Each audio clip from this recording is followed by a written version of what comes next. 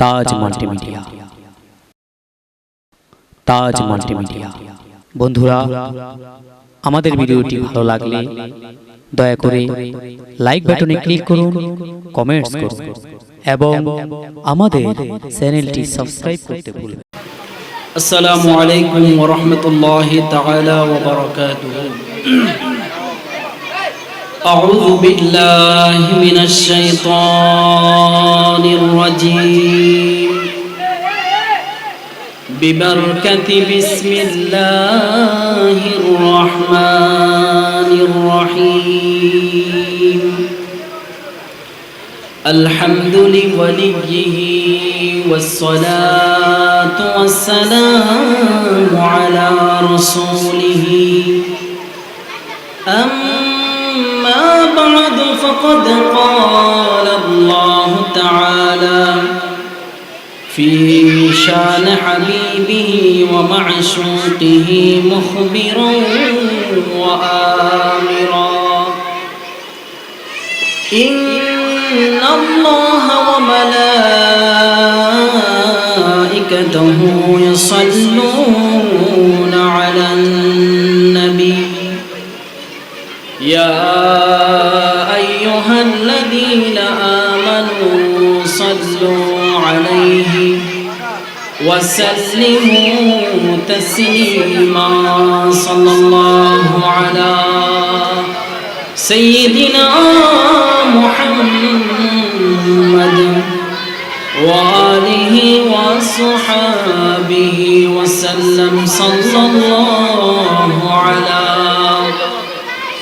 سيدنا محمد وآله وصحبه وسلم اللهم صل على سيدنا مولانا محمد وعلى آل سيدنا مولانا محمد يا رسول الله حبيب خالق داتوي برغوزيدا زلجلاله فاقا بهم تاتوي اللهم صل على سيدنا مولانا محمد وعلى آل سيدنا مولانا محمد ناجنين حضرت حقا صدر بدر كائنات نور چشمے فاطمہ چشمو سراغ ماتوی اللہم شکل محمد العواز سیدنا مولانا محمد وعلى آل سيدنا مولانا محمد इच्छा कर ले दयाल नबी तकते फरते आरोशे उम्मतेर मायाय पड़े शोए आছেন মদিনায় আল্লাহুম্মা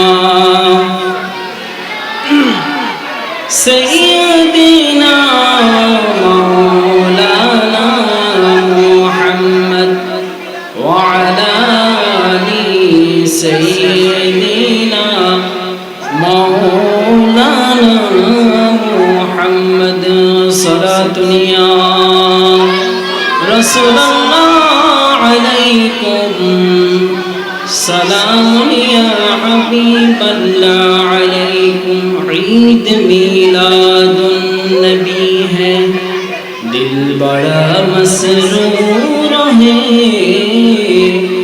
ईद दीवानों की तौबा बारबियुन नूर है सलातु या रसूलल्लाह अलैकुम सलामुन या हबीबल्लाह अलैकुम ला हुवा रब्बुल अर्श जिसको जो मिला उनसे मिला बढ़ती है कौनैन में निअमत रसूलुल्लाह की सलातु या रसूलल्लाह अलैकुम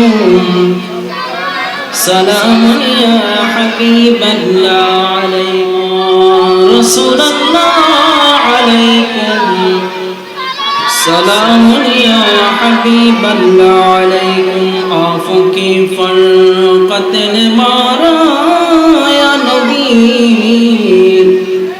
दिल हुआ गम से दोबारा या नबी सलातु या रसूलल्लाह अलैकुम सलामुन या हबीबल्लाह अलैकुम अऊज़ु बिल्लाहि मिनश शैतानिर रजीम बिस्मिल्लाहिर रहमानिर रहीम लक़द कान लकुम फ़ी रसूलिल्लाहि उस्वतुन हसनह लिमन कान यरजुल्लाह वल यawmal आखिर व ज़करल्लाह कसीरा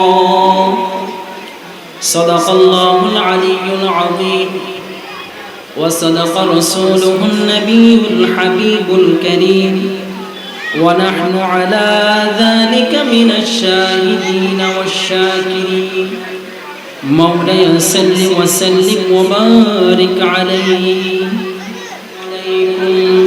अऊज़ु बिल्लाहि मिनश शैतानिर रजीम बिस्मिल्लाहिर रहमानिर रहीम लक़द कान लकुम फ़ी रसूलिल्लाहि उस्वतुन हसनह लिमन कान यरजुल्लाह वल यawmal आखिर व ज़करल्लाह कसीरा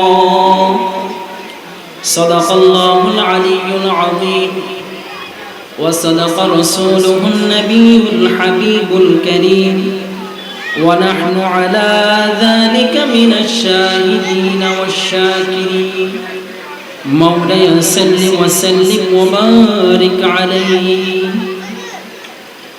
अल्हम्दुलिल्लाह व शुक्र लिल्लाह अल्लाह जल्ला शानुहु आली शान दरबार असंख्य शुक्रिया रब्बुल आलमीन जनता कॉलोनी हजरत अब्दुल कादिर जिलानी রাদিয়াল্লাহু তাআলা আনহুর মসজিদ সংলগ্ন এলাকাবাসীর উদ্যোগে আজকে পবিত্র ঈদে মিলাদুন নবী সাল্লাল্লাহু আলাইহি ওয়াসাল্লামের আগত সকল মুসল্লিন ইকরাম পর্দার আড়ালের মা ও বোনেরা সকলে মোহাব্বতের সুরে আমার অন্তরের অস্তল থেকে আমি সালাম জানাচ্ছি আসসালামু আলাইকুম ওয়া রাহমাতুল্লাহি তাআলা ওয়া বারাকাতুহু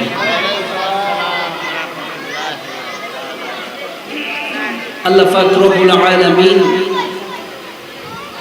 দরবারে অসংখ্য শুকরিয়া রব্বুল আলামিন আজকে এই পবিত্র ঈদে মিলাদুন নবী সাল্লাল্লাহু আলাইহি ওয়াসাল্লামের মাহফিলে এসে বসে ওয়াজ নসিহত শোনার উদ্দেশ্যে যারা দূর দূরান্ত থেকে এসেছেন এবং এলাকার মা ও বোনেরা পর্দার আড়ালে অবস্থান করতেছেন সকলের প্রতি কৃতজ্ঞতা জানাচ্ছি আল্লাহ রব্বুল আলামিন আমাদের সকলের এই মিলাদুন নবীর উসিলায় আল্লাহ রব্বুল আলামিন আমাদের সকলের জীবনের সমস্ত গুনাহ ক্ষমা করে দেন সকলে বলেন আমিন মিলাদুন নবী সাল্লাল্লাহু আলাইহি ওয়াসাল্লাম পালন করার মতো সুযোগ পেয়েছি রাসূলকে মহব্বত করার জন্য সুযোগ পেয়েছি রসুলকে ভালোবাসার জন্য সুযোগ পেয়েছি, এর চেয়ে নিয়ামত আর কি হতে পারে? রব্বুল আলামিন আমাদেরকে রব্বুল আলামিন অগণিত মানুষ থেকে আমাদেরকে বাছাই করে আল্লাহ রসুলকে মহব্বত করার জন্য আমাদেরকে মনোনীত করেছেন। আমরা ইচ্ছা পোষণ করেছি বোধহয় রব্বুল আলামিন আমাদেরকে মহব্বত করার জন্য শুকরিয়া, মহব্বত করার জন্য আমাদেরকে সুযোগ করে দিয়েছেন। এর জন্য সকলে উচ্চ আওয়াজ বলি আলহামদুলিল্লাহ। আল্লাহ রব্বুল আলামিন বলেন, তোমরা যত শুকরিয়া আদায় করবে আমি তোমাদের তত শুকরিয়ার নিয়ামত সমূহ আমি তোমাদের মাঝে বন্টন করে দেব। সকলে বলুন সুবহানাল্লাহ। আল্লাহ রাব্বুল আলামিন পবিত্র কোরআনে কারীমের মধ্যে বলেন, লাকাদ মান্নাল্লাহু আলাল মুমিনিনা ইয বা'আসা ফীহিম রাসূলাম মিন আনফুসিহিম। আমি তোমাদের মধ্য থেকে আমি তোমাদের প্রতি বড় ইহসান করেছি। আমি তোমাদেরকে কি করেছি? বড় ইহসান করেছি। তোমাদের মধ্য থেকে আমি একজন নবী প্রেরণ করেছি। সকলে বলুন সুবহানাল্লাহ। আমাদের প্রতি বড় ইহসান করেছেন স্বয়ং রব্বুল আলামিন, আমাদের প্রতি ইহসান করেছেন। বলে তোমরা শুকরিয়া আদায় করো, আমি তোমাদেরকে নিয়ামত দান করেছি অসংখ্য অগণিত। এই নিয়ামত পেয়ে তোমরা শুকরিয়া আদায় করো। এমনকি আমার হাবিবকে তোমাদের মাঝে আমি প্রেরণ করেছি, তোমাদের মহব্বত করেছি বোধহয়। অন্য নবীর উম্মতরা বলেছেন আমরা শেষ নবীর উম্মত হতে চাই। এমনকি অনেক নবীরা পর্যন্ত আল্লাহ পাক রব্বুল আলামিনের দরবারে দরখাস্ত করেছেন। দরখাস্ত করার পরে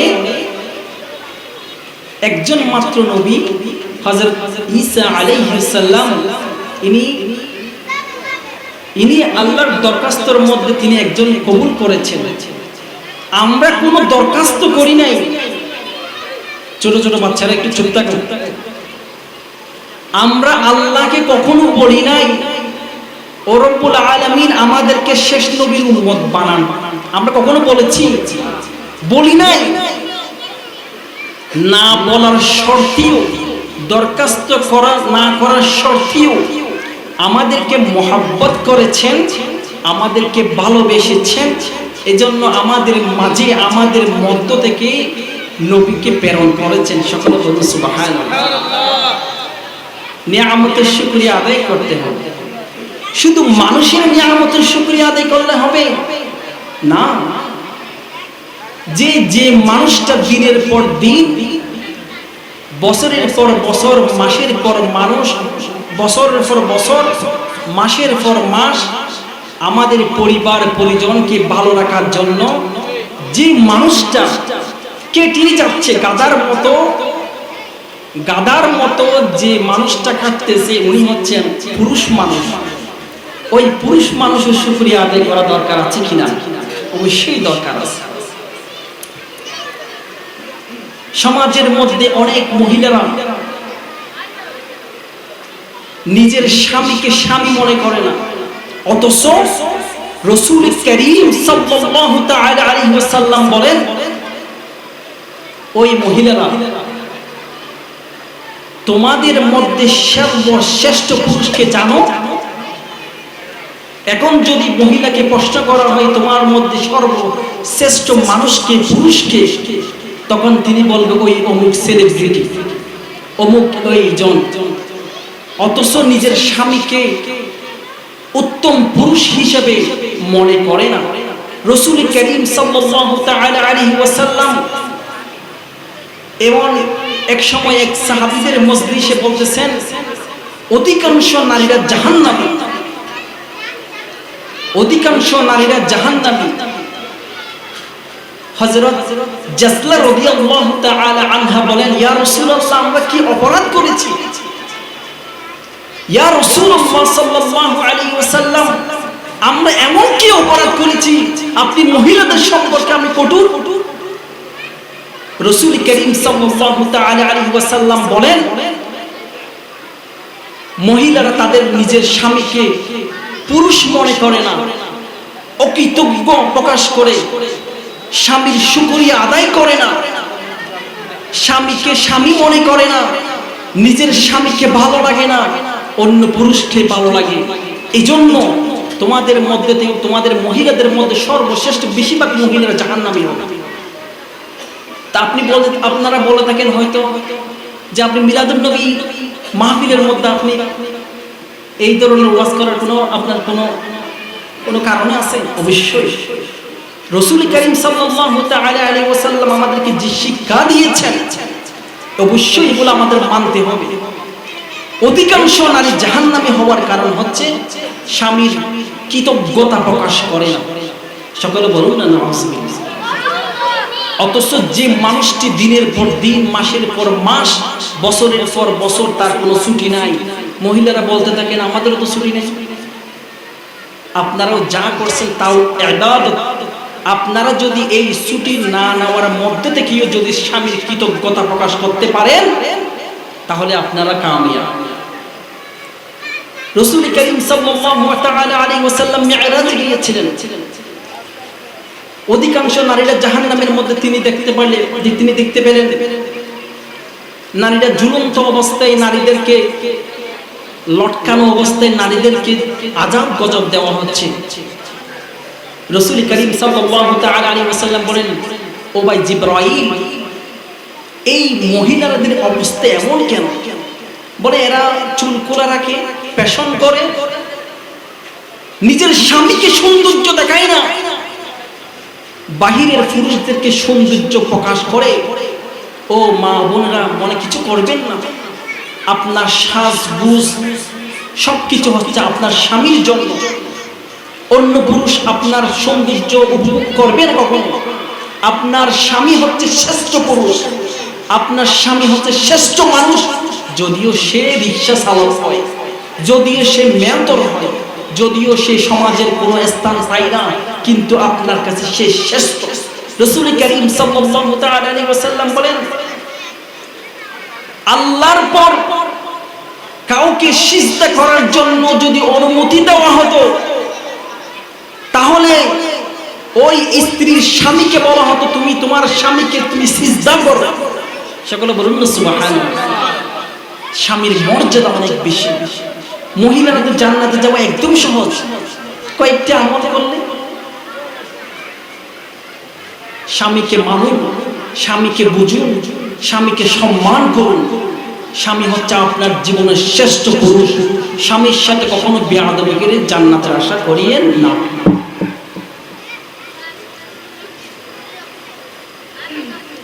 হযরত আইয়ুব আলাইহিস সালাম, আল্লাহ পাক রব্বুল আলামিন তাকে অসংখ্য নিয়ামত দিয়েছিলেন। অসংখ্য নিয়ামত দেওয়ার পরে হঠাৎ করে তিনি অসুস্থ হয়ে গেলেন।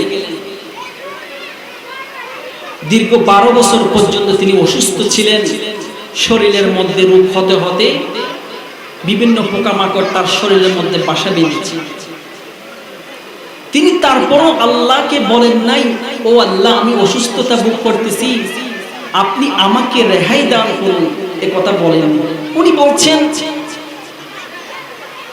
যদি আল্লাহর ইচ্ছা হয় তিনি রোগ সারিয়ে নেবেন, যদি আল্লাহর ইচ্ছা হয় তিনি আরো দেন, অসুবিধা কোথায়? হযরত আইয়ুব আলাইহিস সালাম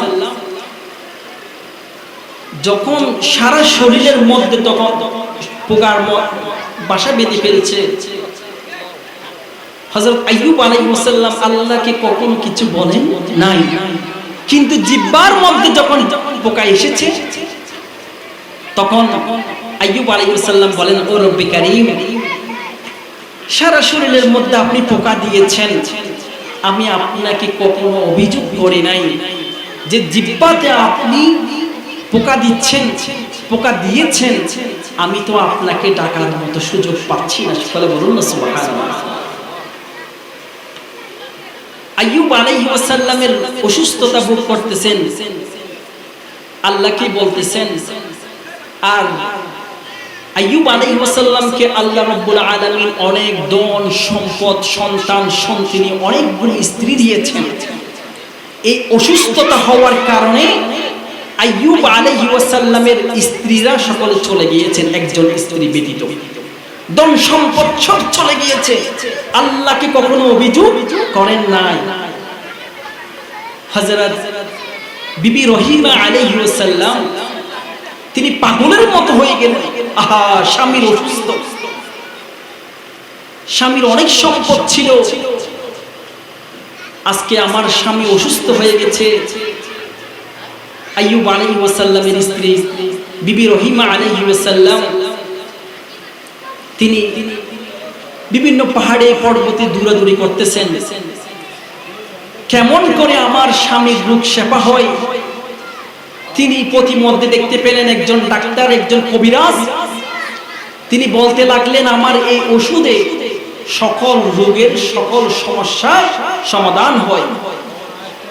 তখন বিবি রহিমা আলাইহিস সালাম তার কাছে গেলেন, বললেন, আমার স্বামী আইয়ুব আলাইহিস সালাম তিনি অসুস্থতা ভোগ করতেছেন, আপনি ওনার জন্য কিছু ওষুধ দেন। মা, পর্দার আড়ালের মা ও বোনদের আমি দৃষ্টি আকর্ষণ করছি, আপনারা এগুলো শুনুন। বিবি রহিমা আলাইহিস সালাম পাগলের মতো হয়ে গেলেন স্বামীর জন্য। কেমন স্ত্রী!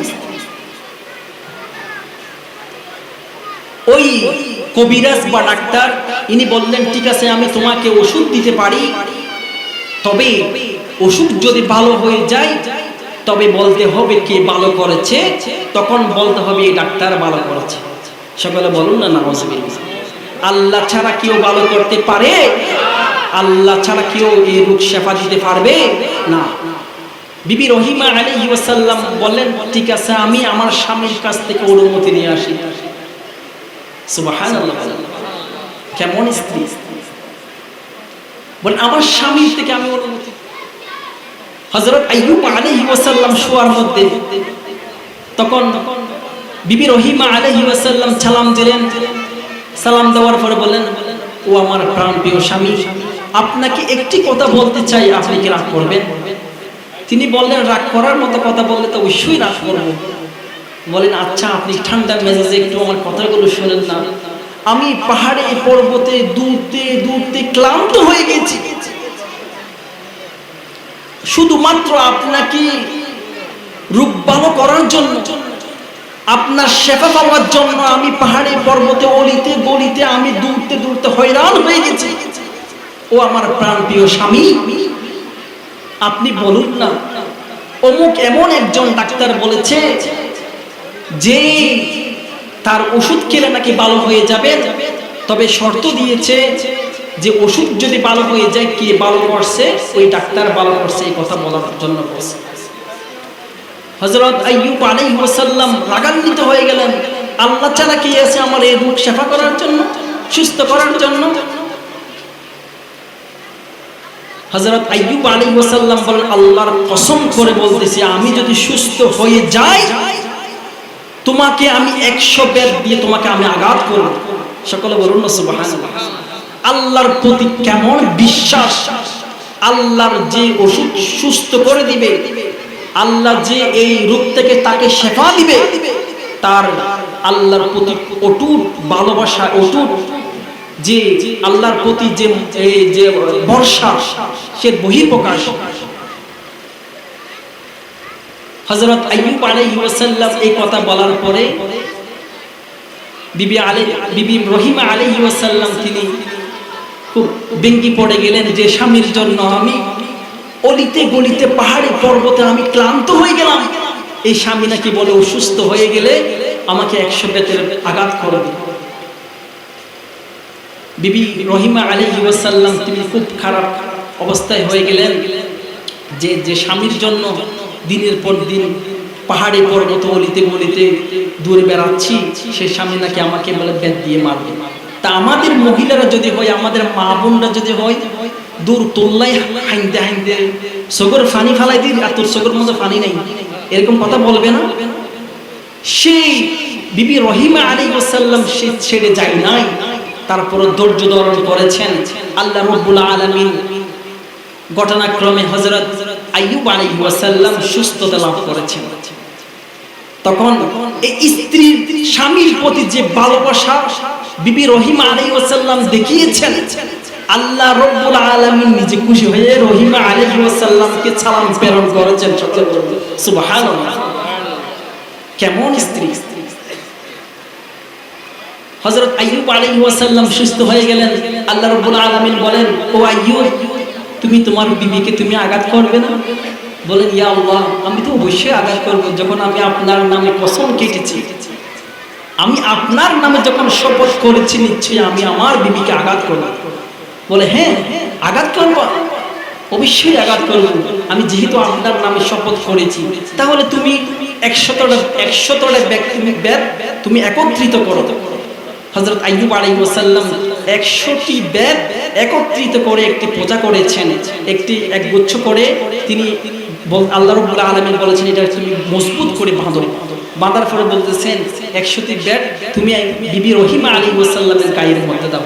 100টি ব্যাগ যদি একসাথে যদি কাউকে মারা হয়, সে কখনো আঘাত পাবে? সে কখনো আঘাত পাবে না।